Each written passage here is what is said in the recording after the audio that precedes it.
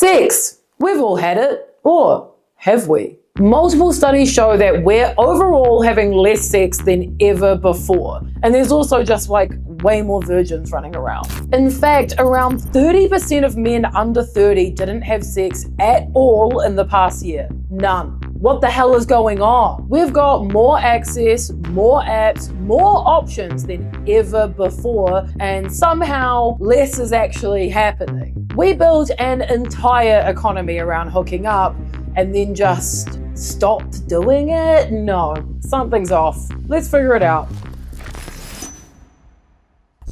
The disappearance of each other.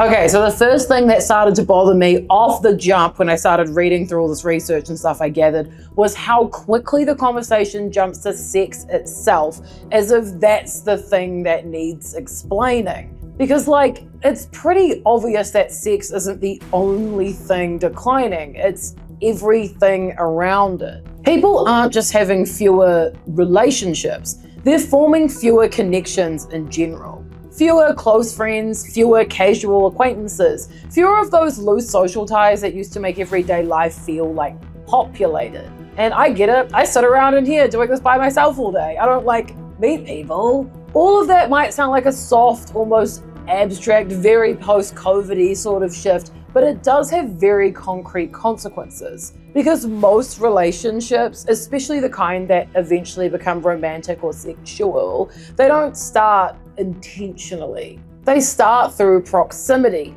through like repetition, through being in the same spaces often enough that something eventually, sometimes almost accidentally, just clicks. And that is the part that's disappearing. People are just spending less time in shared physical environments. They're not going to parties, there's fewer group hangouts, there's less unstructured social situations where you're just like around other people with no specific goal. Welcome to the apps. Good luck, babe. So if the problem is that people aren't meeting organically anymore, then in theory, we've already built the solution. Yay! That is what dating apps are supposed to be. They exist to replace all of that lost proximity, to recreate it in a more efficient and scalable way. Instead of relying on chance, you can now access an almost unlimited pool of potential partners, filtered down to exactly what you're looking for if you give Hinge $30. Me personally, I would rather eat glass than go back on Hinge. According to research, nearly half of online dating users say their experience has been negative.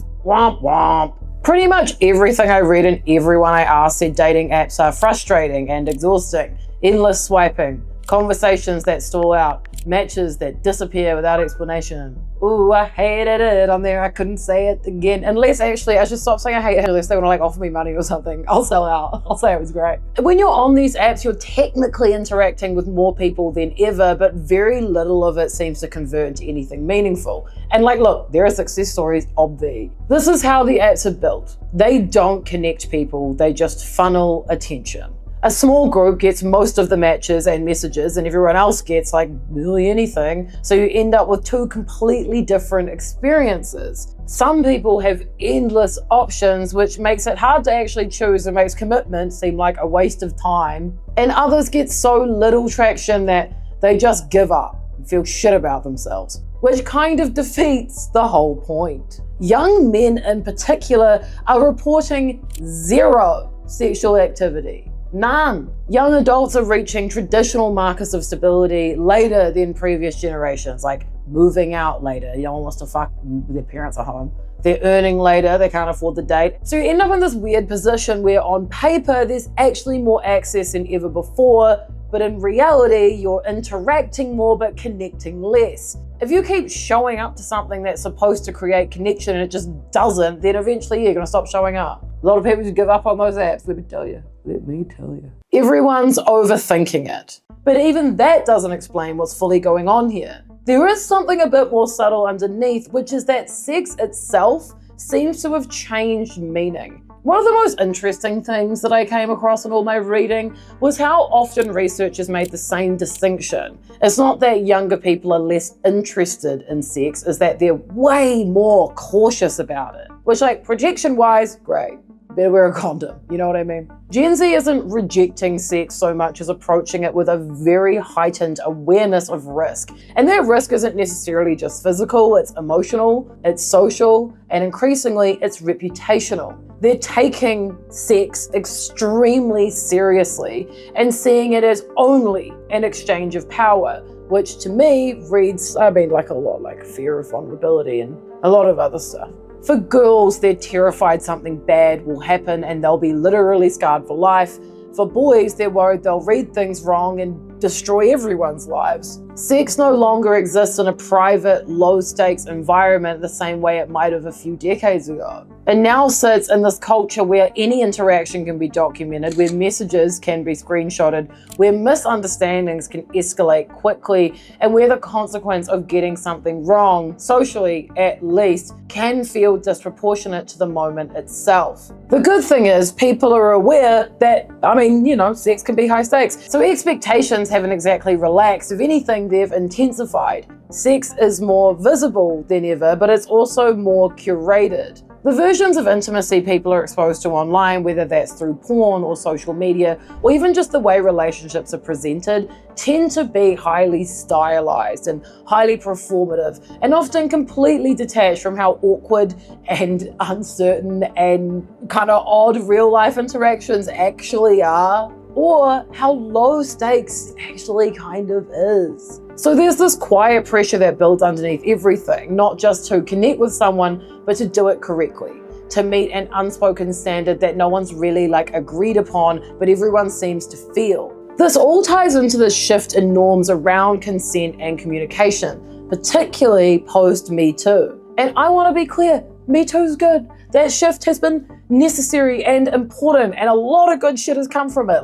Hey, don't be a weirdo, don't be a freak to women. It reflects a broader move towards clarity and mutual understanding and respect. But what several researchers point out is that while the expectations have become more explicit, the social scripts that used to guide early interactions haven't been cleanly replaced. A study describes this as a move away from spontaneity towards negotiation, where encounters that might once have unfolded through implication or shared understanding now require a level of direct communication that not everyone feels comfortable navigating in real time.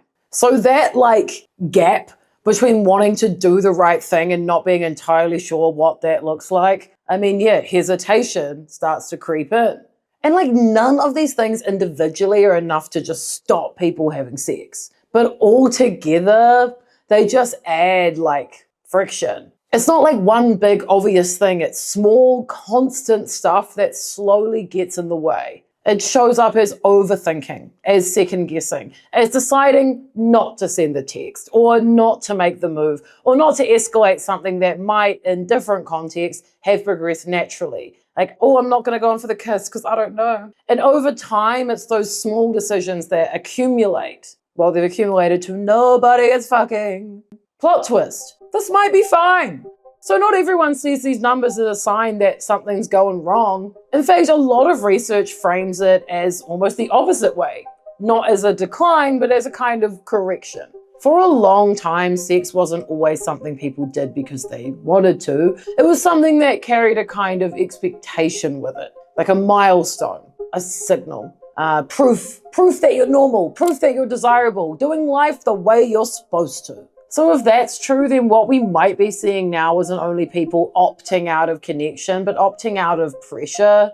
There's a piece I read suggesting that for some people, having less sex may actually reflect healthier choices, especially in a culture where participation used to feel more obligatory than intentional. This puts some of those other changes into perspective, there's less drinking, for example, which has traditionally been one of the easiest pathways into spontaneous hookups, or the growing visibility of asexuality or just low sexual desire, which makes it more socially acceptable to simply not prioritize sex at all. Also, people be depressed, and depression, doesn't help you get horny, tell you that. But also, to be fair, the youths are replacing alcohol with ketamine, and no one is having a loose hookup from the K-hole. A piece I read in The Guardian points to a broader cultural shift where for a lot of young people, sex just isn't as central to how they define themselves or their relationships. All of that does kind of sound like progress, except the ketamine, because that's for horses. It sounds like people are more self-aware, more selective, less driven by expectation and more about like what they actually want to do,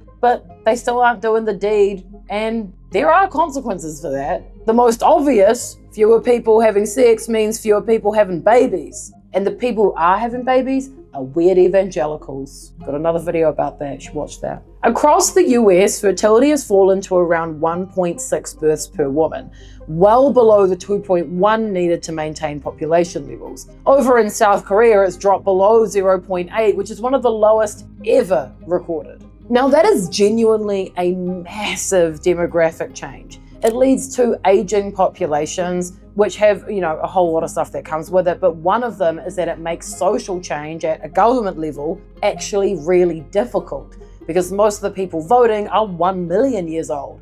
Oh, you want a cycle lane? Good luck, bitch, because everyone's 95 and they don't give a fuck. What's more interesting though is how it changes the way people relate to each other. When fewer people are in relationships and fewer people are having children, those experiences stop feeling like shared life stages and start feeling very optional and distant and even a bit alien. Like, you could be a 34-year-old woman and not know anyone with kids. You can already see it in how things like motherhood are talked about by young people. If fewer people experience it or even see it up close, it really becomes easier to misunderstand. It's easier to flatten things into stereotypes, and it's easier to treat something as abstract rather than something lived. Like, people are becoming more like mean to mothers and children. They're less accepting of their challenges or their needs, and like, you see it everywhere. It's gone from being like, I'm happily child-free, to like bullying mothers or calling kids crotch goblins, which like low-key is kind of funny.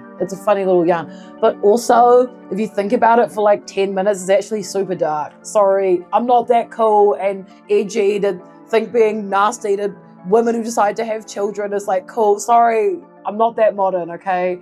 I see it as anti-feminist and mean-spirited. I'm sorry I can't be cool all the time. Like, we should protect mothers and be nice to them. I don't know. Crazy. Crazy. Sex also just used to be everywhere, like not just explicitly, but like structurally. It drove plots, it shaped characters, it created tension, humor, identity. Like, remember Eurotrip or American Pie, or how much of the show Friends is actually about fucking?